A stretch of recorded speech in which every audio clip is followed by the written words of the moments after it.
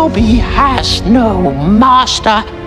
Dobby is a free elf.